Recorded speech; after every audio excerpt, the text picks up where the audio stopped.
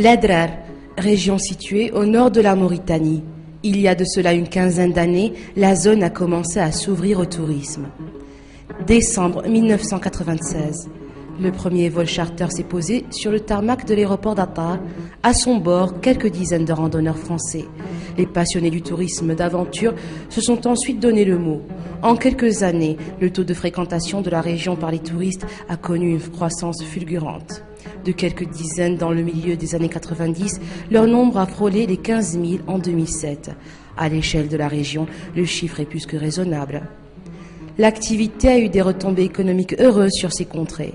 Des hôtels, des auberges, des restaurants ont émergé des sables, partout, créant des milliers d'emplois. La croissance a touché tous les secteurs de l'économie locale. Cela a permis de fixer les populations autochtones, favoriser la création d'écoles, de centres de santé.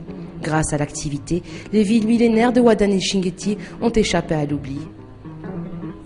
À un moment donné, un obstacle est venu assombrir le tableau. Suite à des problèmes d'ordre politique, la Mauritanie a instauré la réciprocité des visas avec la France.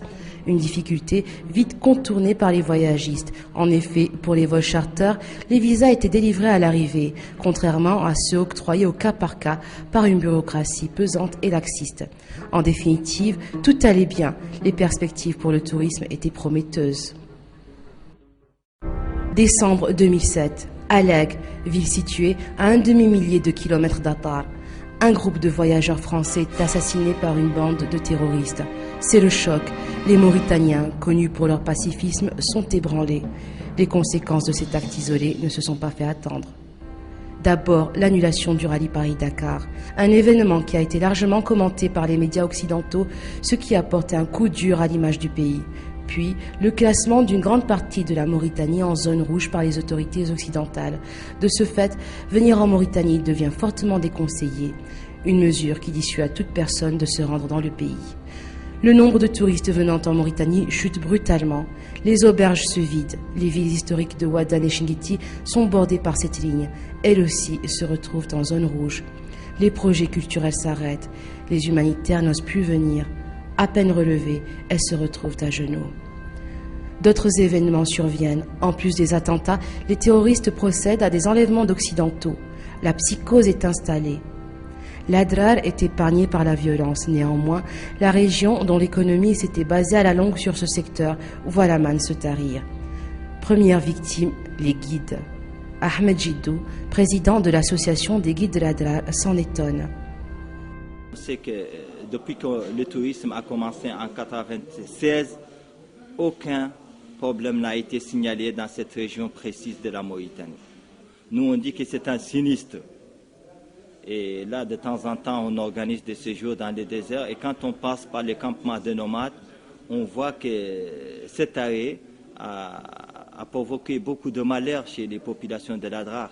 Et surtout des malheurs chez les gens qui travaillent dans tous les acteurs du tourisme, à savoir les chameliers, les guides, les cuisiniers, les aubergistes, les prestataires de services, et même des gens qui ne travaillent pas directement dans le tourisme, parce qu'il y a des vendeurs qui sont là, dans toute la région de l'Adrar, qui profitaient de ce secteur. Quand le tourisme arrive, c'est comme de la pluie ici. Pour nous, c'est de la pluie.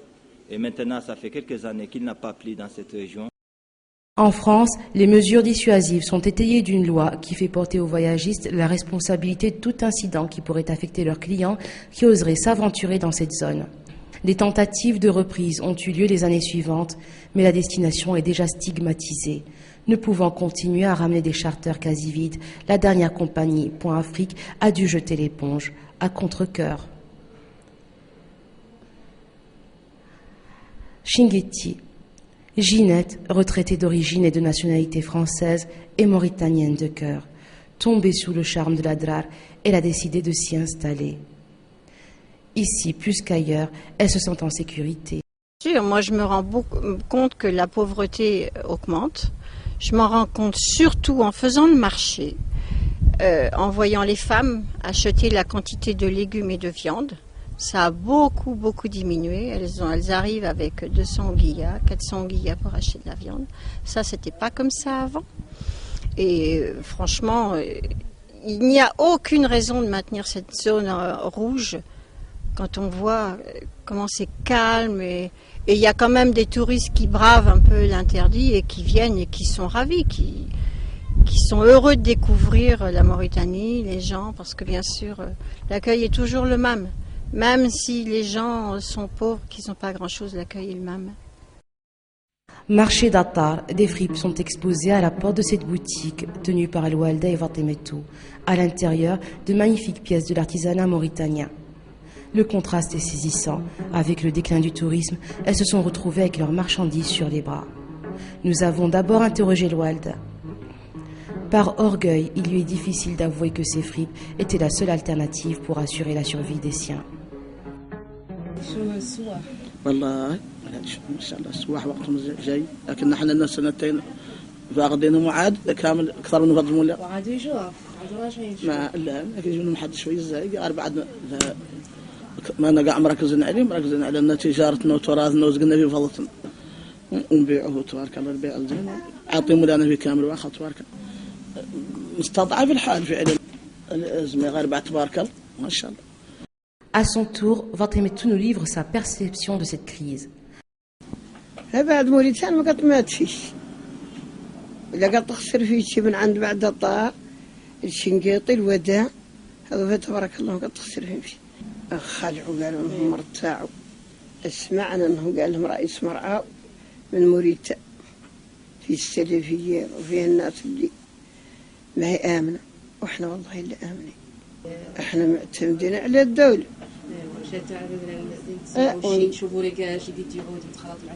لين يشوفوه قطعنا نقوله والله لان اختشاوا من حد نعلموا به الدولة قال عند ارقامهم كاملين وعاطينهم هذا للدرك وعاطينهم الشرطة يشوفنا الشيء نعرفون انه ما هم خلقنا والله فيه تهمة نعلموا به قطعا. Lutte contre le terrorisme, contre les trafics en tout genre, renforcement de l'effectif militaire au niveau des frontières, création d'une zone interdite longeant toute la frontière est du pays. Sur cette zone tampon, des unités mobiles qui sillonnent la région en permanence, renforcées par des avions de surveillance.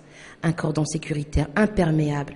Les incursions de bandes armées sont désormais plus improbables. Cela n'a pourtant pas suffi à lever le blocus sur le pays. Le sentiment d'injustice commence à faire rage chez les populations. أصل مظلومين احنا بعد هالدراري ذاك مظلومين في الغالي بين اللي ما احنا شوف احنا ما فينا الشريك احنا ما فينا وزاره احنا ما فينا الشيء يسوى الشر هذا فتبارك الله للمشقل السياح من الشباب والعليات ولوبرجات وترانسبور ايش نقول لك ما خلق قطاع ما هم مستفيدين معناها لان احنا بعد قاعد لا دار ما نقدر مثلا قاعد ما عندنا من الشيء بعد نقدر نستكزوا عليه ما هم. En effet, il y va de la pérennité de l'activité touristique dans la région. Ce qui était possible avant ne l'est plus aujourd'hui. Philippe Freund de Point Afrique n'a jamais cessé de venir. Lui aussi est scandalisé par cette situation. Les avis de dangerosité du pays sont dépassés. Voilà. Sont dépassés. Dépassés, oui. Mais il y a quelques années, l'armée mauritanienne, c'était pas vraiment ça. On avait des gens avec des tongs, pas d'armement, pas d'équipement, des véhicules sans batterie, sans roues. Et quand même tout ça a bien changé.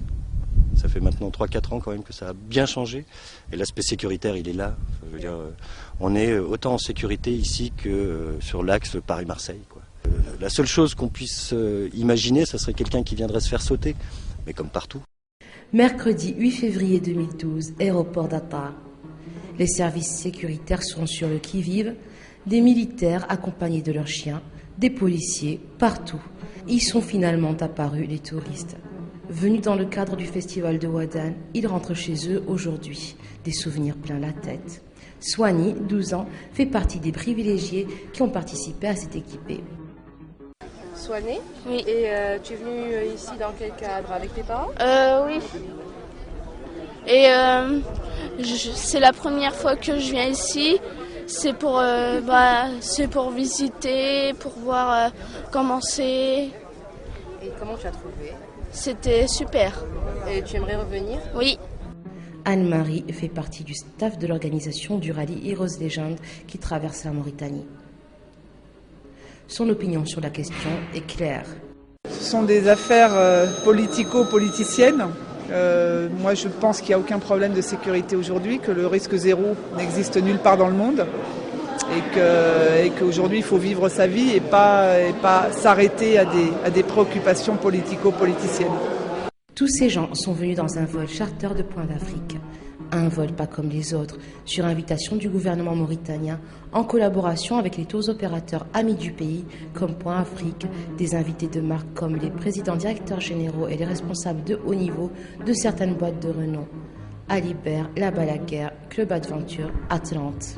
Madame Alibert, de l'entreprise du même nom, a expliqué les raisons de sa venue. Je suis venue déjà parce que sur une invitation très officielle et répondre présente à tous ces gens qui ont envie de faire vivre leur pays, et puis à tous nos accompagnateurs, nos réceptifs qui sont en attente de clients, puisque notre ministère, je ne vais pas dire interdit parce qu'on ne peut pas interdire, mais déconseille très fortement de venir en Mauritanie, à notre grand désespoir, puisque on sait que c'est très tranquille.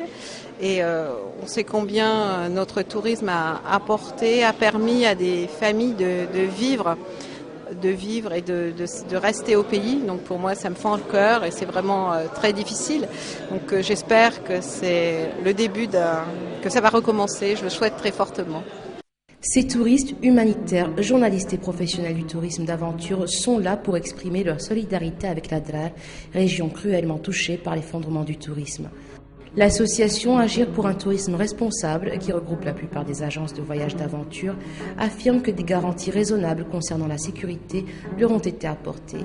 À Chinguetti, nous avons rencontré deux de ces responsables, Yves Godot, son président, et Gérard Guerrier, directeur d'Alibert Trekking, qui a en charge le volet sécurité de l'association.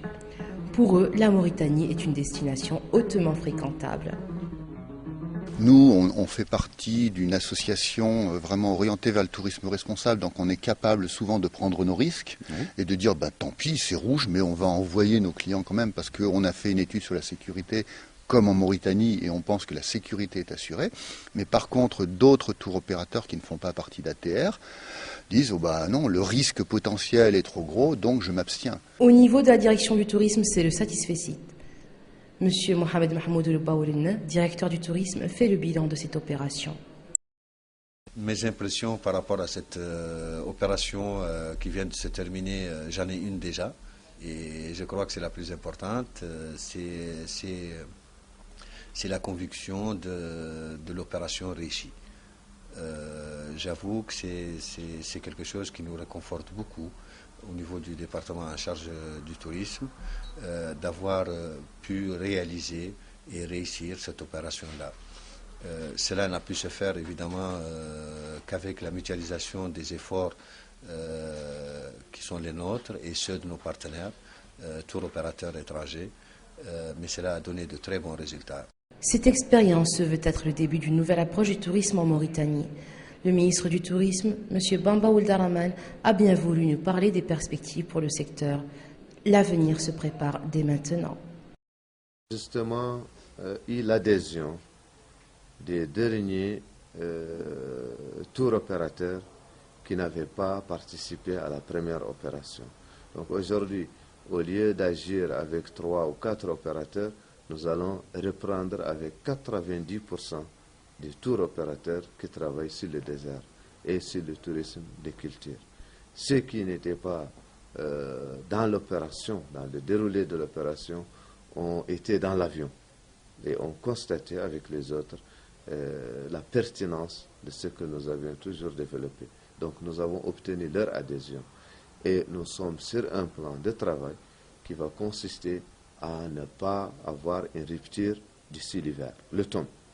Sachant que la destination désert est une destination d'hiver, nous allons tout faire pour qu'il n'y ait pas une rupture entre-temps, ce qui va nous conduire à développer un peu le tourisme de côte. Et nous sommes déjà en pourparlers avec des gens spécialistes dans le tourisme nature et dans l'écotourisme pour qu'il n'y ait pas une rupture d'ici là. Et je crois que ce sera une opération réussie. Nous allons aussi développer d'autres visages touristiques, d'autres destinations. Nous pensons notamment à lancer très rapidement ce qu'on a appelé le rallye des dromadaires, qui est une idée qui avait été explorée des années passées mais qui n'a jamais été concrétisée. Nous pensons même faire un rallye, ça c'est le plan interne, un rallye mécanique. Donc, comme j'ai eu à le dire, on démarre. Parce que ce vol charter nous a permis de constater avec tout le monde qu'il n'y avait pas de raison pour décélérer. L'oiseau de fer s'en est allé. Il espère pouvoir revenir autant de fois qu'il le voudra. Les populations de la Dar aussi. L'espoir est là. La prochaine fois, il viendra sûrement t'accompagner.